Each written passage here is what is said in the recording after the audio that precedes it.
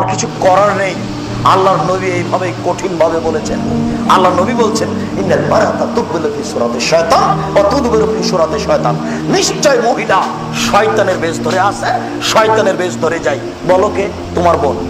ওই যে এখন দোকানে দাঁড়িয়ে আছে, ওই যে তোমার বোন দাঁড়িয়ে আছে। বলো ওর বাপ নাই, বলো ওর ভাই নাই, বলো ওর লজ্জা আছে, বলো ওর শরম আছে, বলো ওর হায়া আছে, বলো ওর ইতস্তবোধ আছে, বলো তার বোধগম্য আছে, বলো তার বোধোদয় আছে, বলো সে মানুষ, ও মানুষ একটা। ও জাতিকে জেলা করিয়ে জাতিকে জাহান্নামে ঠেলে দিয়ে নিজেকে ব্যবসা করে রুজি উপার্জন করতে চাই। সে নিজের বিদ্যা দেখাতে চাই। ও বর্ণ, ও বর্বর, ও অসভ্য, ও অশিক্ষিতা, ওর বোধোদয় নেই, ওর বোধগম্য নেই। ওই বেশ্যালয়ের মেয়ের কারণে আজকে মানুষ নির্দ্বিধায় জাহান্নামে চলে যাচ্ছে।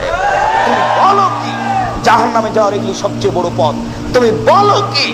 আল্লাহ রাসূল সাল্লাল্লাহু আলাইহি ওয়াসাল্লাম বলছেন ওই মহিলা, যেই মহিলা সাজসজ্জা গ্রহণ করে পুরুষের পাশ দিয়ে গেল, ও ব্যভিচারিণী, ও ব্যভিচারিণী, ও ব্যভিচারিণী। আল্লাহর নবী এই কথা কেন বললেন?